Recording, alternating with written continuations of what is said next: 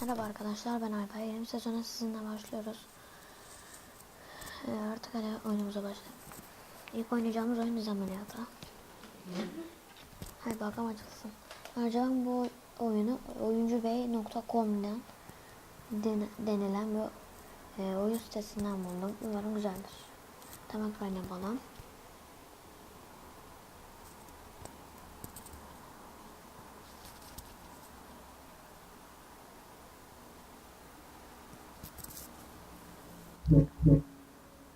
Welcome to virtual knee surgery. This activity will show you the process of replacing a failing knee joint. Are you ready? Today, our patient is a 76-year-old man. It is mandatory to check the patient's vital signs before beginning surgery. An anesthesiologist in the operating room performs this step. If the patient's vital signs are not in the normal ranges, we will not proceed with the surgery. Using the healthy person's vital sign chart as a reference, can our patient undergo surgery today? Yes. It looks like surgery will proceed as planned. Take a moment to look at our patient's x-rays. Which knee do you think needs surgery?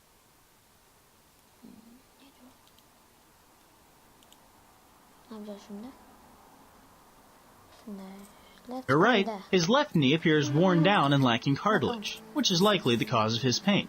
The nurse has begun prepping our patient for surgery by placing an IV needle in his right hand. Now it's your turn. Use the marker and write your initials on the proper knee to be operated on. This may seem silly, but it's an actual step taken. The anesthesiologist administers drugs through the IV and through a mask over the patient's face. What function should these drugs perform? No. Good work. Nope. Great. Fantastic. After the patient is unconscious, and before the first incision is made, we need to establish a sterile field around the surgical area. A series of sterile drapes isolates the surgical field from the rest of the patient's body. A tourniquet is applied to cut off blood flow, which allows a clearer view of the surgical field during surgery. To kill the bacteria on the patient's leg, clean it in a betadine solution. This scrubbing process will limit the chance of bacterial infection. Evet arkadaşlar, başlayalım. Pamuğumuzu alalım. Şöyle sürelim bakalım.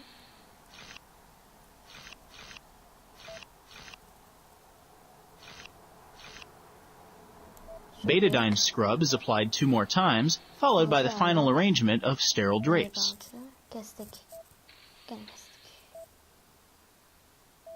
Why do you think knee surgery involves so many drapes? Nope, good work. Use the sterile marker to draw the location for our incision, and don't forget to mark the perpendicular lines too. Typically, the incision line is 6 to 7 inches long. What purpose do you think the perpendicular lines serve? No. Outstanding. Now for the incision. Take the scalpel and cut the skin following your markings.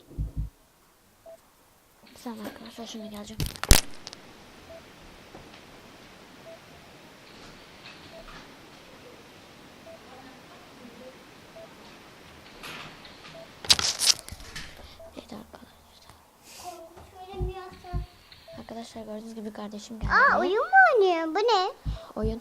Oyun. Evet, alalım. Nasıl? Keselim. Let's use the Bovie pencil to cauterize the veins. This will help decrease blood flow into the surgical field. Bovie. Aldık. Kalem olmuş.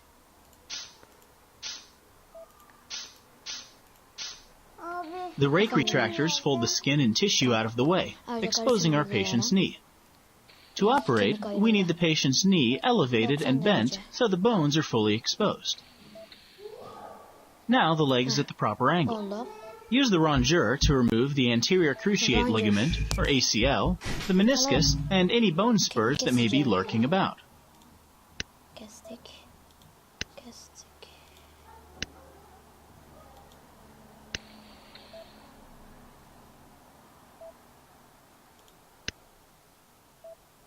Are you a good sculptor? It's time to shape the femur, tibia, and patella so the new knee components fit properly. A hole must be drilled inside the femur to set up the distal femoral cutting jig and alignment device.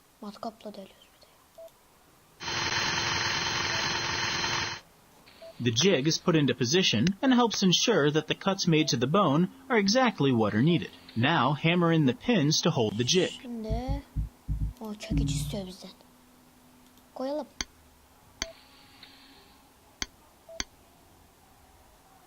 We can now remove the alignment device. The pins will hold the jig firmly in place. Now for some real bone shaping. Use the bone saw to cut the bone so it is prepared for the new femoral component.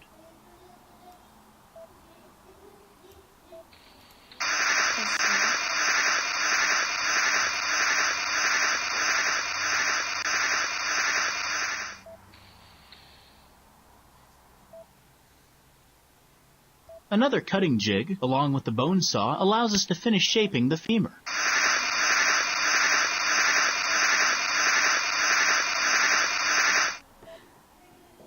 Let's move on and shape the tibia. The tibial cutting jig is aligned with the big toe and the highest point of the tibia. This will ensure the leg is properly aligned after surgery. Secure the jig in place with more pins.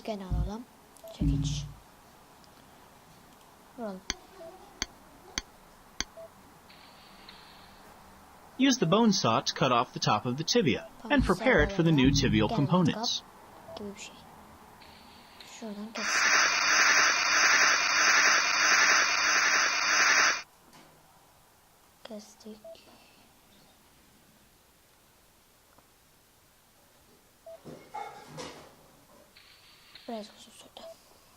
Now we'll use the patellar cutting jig and bone saw to remove the back of our patient's patella.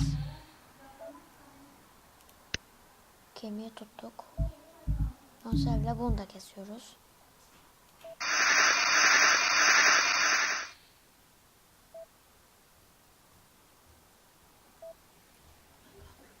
Holes in the tibia and patella are drilled and chiseled out, which will enable the new components to attach properly. Time to place the trial components. First, attach the femoral trial component.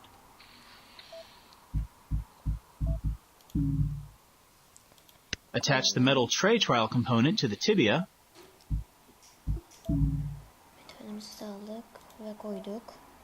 Insert the plastic trial spacer into the metal tray component.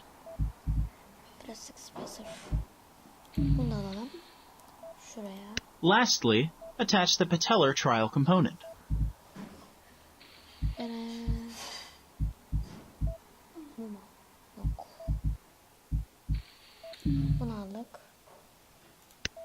Why do you think the two tibial components are inserted separately instead of as one unit? Conduct a range of motion tests to assure proper knee alignment and successful Knees aren't meant to bend sideways, so it's important to determine whether there is a gap or space between the femoral and tibial components.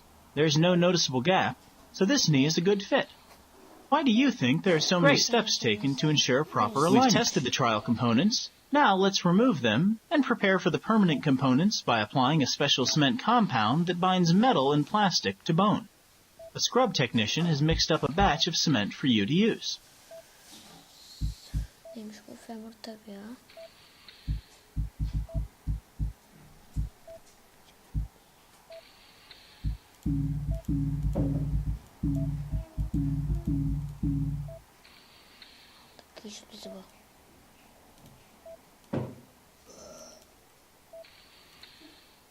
With the cement in place, the final components are permanently attached to the knee.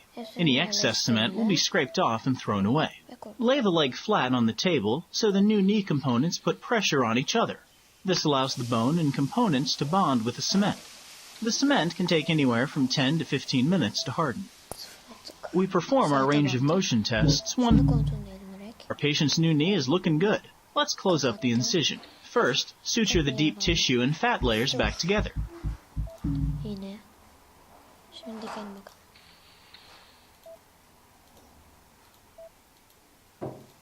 For closing the surface incision, you have a choice between the stapler and the suture. Stapler ya da store. Store var.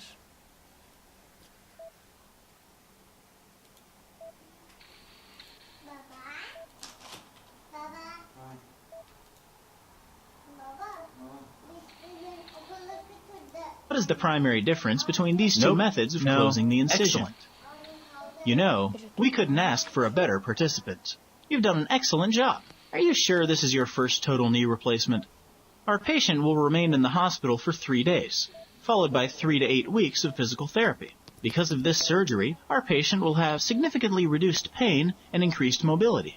Before you leave, let's think about the life of the new knee components. What kind of forces do you think the new knee will need to withstand? Nice job. People average about 5,000 steps per day. Our patient's new prosthetics will withstand a great deal of force, for 36 million steps or more. I'm off to check on another patient while the OR team prepares the room for the next surgery. You've been a great help. See you next time.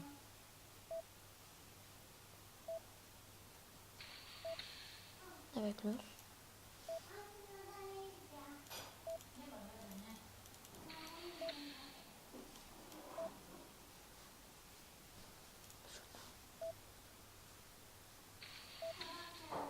Bir tane daha çıkalım.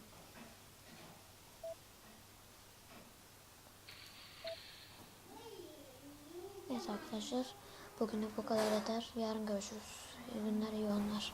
Abone olmayı unutmayın.